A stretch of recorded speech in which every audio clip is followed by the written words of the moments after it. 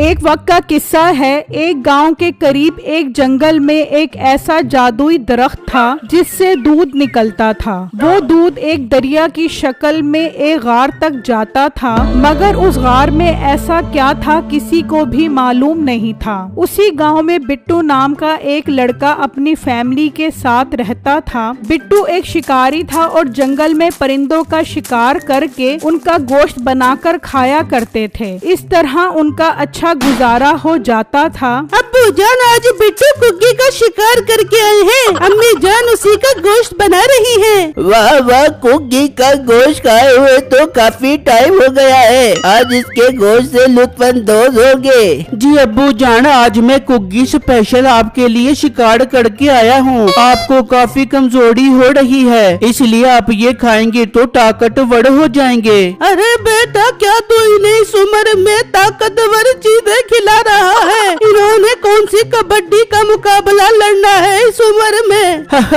अम्मी जान, खाने दे अब्बू जान को ताकतवर चीजें। आखिर आप दोनों को इस उम्र में ताकतवर चीजें खिलाना मेरा फर्ज है। मुझे अपना फर्ज पूरा करने दो। बेटा, मुझे मुर्गाबी का गोश्त बहुत पसंद है, इस बार तो मुझे मुर्गाबी का गोश्त खिला। जी अब्बू जान, आप फिक्र मत करें, मैं इस बार आपको मुर्गाबी का शिकार किया हुआ गोश्त खिलाऊंगा। उसी गांव में मीठे नाम का एक आदमी अपनी बीवी और सास के साथ रहता था। वो भी परिंदों का शिकार किया करता था, लेकिन जहां वो शिकार करता था वहां बहुत ही कम परिंदे थे। अरे क्या मसला है? आज तो सुबह से शाम हो गई, कोई परिंदा ही नहीं मिला। लगता है आज खाली हाथ ही वापस जाना पड़ेगा। मीठा थोड़ा आगे जाता है तो उसे एक तीतर नजर आता है। अरे वाह तीतर, आज तो मजा आ जाएगा तीतर का शिकार करने का। लेकिन ये तीतर तो अकेला मेरी सास ही खा जाएगी। कोई नहीं, सासू माँ के लिए कोई और मसला हल करता हूँ। मीठा बंदूक चलाकर तीतर का शिकार कर लेता है। चलो जी, तीतर का शिकार तो हो गया, अब अपनी सासू माँ के लिए गोश्त का मसला भी हल करता हूँ। मीठा थोड़ा आगे आता है तो उसे एक कौवा नजर आता है। मिल गया, अपनी सासू माँ के लिए गोश्त मिल गया। मीठा उस कौवे को मार देता है और उसे भी अपने साथ लेकर घर की तरफ चला जाता है और उनका गोश्त बनाकर घर पहुंच जाता है। देख बेगम, आज तीतर और मुर्गाबी दोनों का शिकार करके आया हूँ। तो एक काम कर, दोनों को अलग अलग हांडी में बना। अरे मीठे, अलग अलग बनाने की क्या जरूरत है? दोनों को एक ही हांडी में बनाते हैं। तीतर और मुर्गाबी मिलकर ऐसा जायका बनाएगी कि मजा आ जाएगा।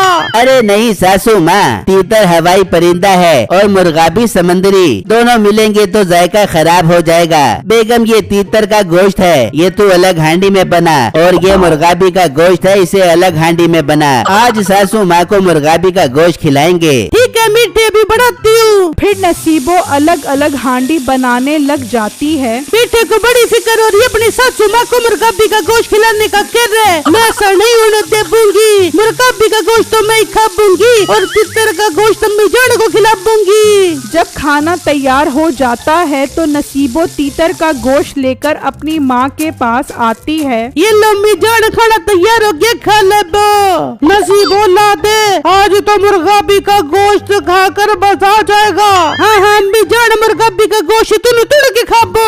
वो उसे खाना देकर चली जाती है और वो दोनों खाने बैठ जाते हैं। ओ बेगम, सासू माँ को मुर्गाबी का गोश्त ही दिया है ना? हाँ हाँ मीठे, मैंने उन्हें मुर्गाबी का गोश्त ही दिया है। ये तीतर का गोश्त है, हम दोनों मिलके तुन के खाते हैं। वो दोनों खाने लग जाते हैं और गोश्त खत्म हो जाता है। वाह मीठे, मजा आ गया। काका काका काका। अरे बेगम, तेरी आवाज को क्या हो गया? का का का का। मीठे, तूने मुझे का का का का खिला दिया। और तुझे किसने कहा था तू का का का का का? और मुझे भी का का गोश्त खिला। फिर जब रात होती है तो वो दोनों सो जाते हैं और सुबह तक गोश्त का असर भी खत्म हो जाता है। वो दोनों उठकर घर से बाहर आ जाते हैं। मीठे, कल तूने बिल्कुल ठीक नहीं किया। मेरी माँ को कब्बा खिला रहा था, अगर मैं उन्हें बता देबू तो वो तुझे मार मार के कब्बा बढ़ा देगी। अरे बेगम, सासू माँ को बताने की जरूरत नहीं है, तू फिक्र मत कर। मैं आज दूसरे जंगल में जाता हूँ और तुम्हें बत्तख का गोश्त लाकर खिलाता हूँ। ठीक है मीठे, आज बत्तख का गोश्त लेके आबियो, कब्बाड़ा लेके आबियो। फिर मीठा घर से निकल जाता है और दरिया के रास्ते बत्तख को ढूंढना शुरू कर देता है। वो बत्तख की तलाश में इतना आगे आ जाता है कि वो उस जादुई दूध के दरख्त तक पहुंच जाता है। अरे ये क्या, ये कैसा दरख्त है, इसमें से तो दूध निकल रहा है। मेरे तो मजे हो गए। अब तो मैं शिकार को गोली मारूंगा और यहाँ से दूध ले जाकर बाजार में बेचा करूंगा। मगर एक मिनट, ये दूध की नहर आखिर जा कहाँ रही है? मैं ऐसा करता हूँ, जाकर देखता हूँ। मीठा उस नहर की सिमत में चल पड़ता है तो देखता है कि वो नहर एक गुफा में जा रही है। अरे ये तो बहुत अजीब है, ये दूध की नहर तो गुफा में जा रही है, मगर इस गुफा के अंदर क्या है, मुझे अंदर जाकर पता लगाना पड़ेगा।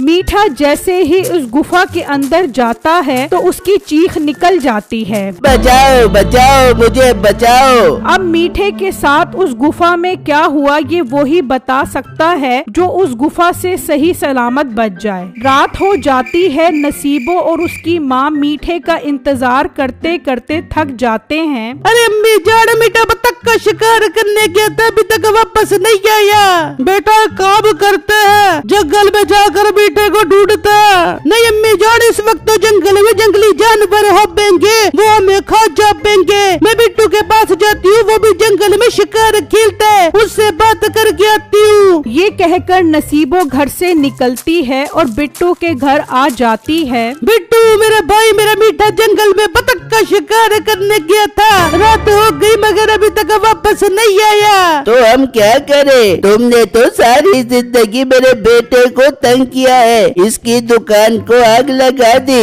यहाँ तक कि मेरा बेटा शिकार करने पर मजबूर हो गया। हम कुछ नहीं करेंगे, तुम जाओ। नहीं अब्बू जान, ये वक्त इन बातों का नहीं है, मुझे मीठे भाई की मदद करनी होगी। मैं सुबह होते ही जंगल जाकर मीठे भाई को ढूंढूंगा। ठीक है बेटे, मैं इंतजार कर बेबूंगी, तो मेरे मीठे को वापस लेके आ जा पियो। ये कहकर नसीबो वहाँ से चली जाती है। बेटा तूने हमें क्यों भरी? देखा नहीं मीठे ने सारी जिंदगी हमें कितना तंग किया है। अब्बू जान कोई बात नहीं, अगर हम किसी का भला करेंगे तो अल्लाह हमारा भला करेगा। फिर जब अगला दिन निकलता है तो बिट्टू मीठे को ढूंढने के लिए निकल जाता है। वो जंगल में हर जगह मीठे को ढूंढता है, लेकिन मीठा उसे कहीं नहीं मिलता। वो सफर जारी रखता है और आखिरकार वो उस जादुई दरख्त तक पहुंच जाता है। बिट्टू वो दरख्त देखकर हैरान हो जाता है। ये क्या, ये तो बहुत अजीब दरख्त है और इसमें से दूध निकल रहा है और यहाँ तो दूध की नहर भी बह रही है। बिट्टू उस नहर के सिमत में चल पड़ता है तो देखता है कि वो नहर एक गुफा में जा रही है। यार यहाँ तो एक गुफा भी है, मुझे इस गुफा के अंदर जाना चाहिए। बिट्टू कुछ सोचे समझे बगैर उस गुफा के अंदर चला जाता है तो क्या देखता है कि अंदर मीठे का सर धड़ से अलग दरख्त पर लटका हुआ होता है। बिट्टू ये देखकर डर जाता है। बिट्टू मेरे भाई मुझे बचाओ, जिनने मेरा सर धड़ से अलग करके दरख्त से बांध दिया है। मीठे भाई फिर आप जिंदा कैसे हो? बिट्टू वो जिन बहुत बड़ा जादूगर है और उसने जादू से ही मेरा सर धड़ से अलग कर दिया। अगर उसे खत्म न किया तो वो पूरे गांव वालों के सर धड़ से अलग कर देगा और पूरी दुनिया पर हुकूमत करेगा। मगर मीठे भाई उसे खत्म कैसे किया जाए? बिट्टू मेरे भाई ये मुझे नहीं पता, वो आने वाला होगा, तुम उसके आने से पहले पहले यहाँ से चले जाओ। बिट्टू देखता है कि वहाँ पर कुछ बोरियां पड़ी होती हैं। मीठे भाई आप फिक्र मत करो, मैं बोरियों के पीछे छुप जाता हूँ और उसके आने का इंतजार करता हूँ। बिट्टू उन बोरियों के पीछे छुप जाता है और कुछ देर बाद वो जिन वहाँ पर आ जाता है।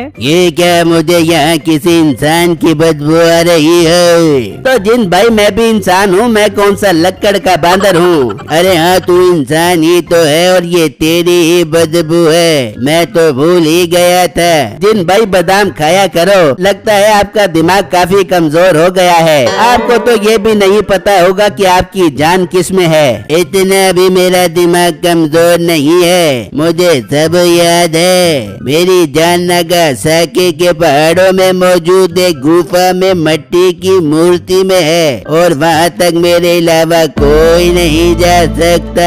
जिन भाई अगर उस मूर्ति को जाकर किसी ने चोरी कर लिया तो आप तो मर जाओगे। नहीं नहीं, मैं ऐसा नहीं चाहता कि आपको कुछ हो। तू फिक्र न कर मेरी, अगर उसे कोई उठाकर भी ले गया तो जब तक वो उस मूर्ति को दूध की नदी में नहीं फेंकेगा उस वक्त तक मुझे कुछ नहीं होगा।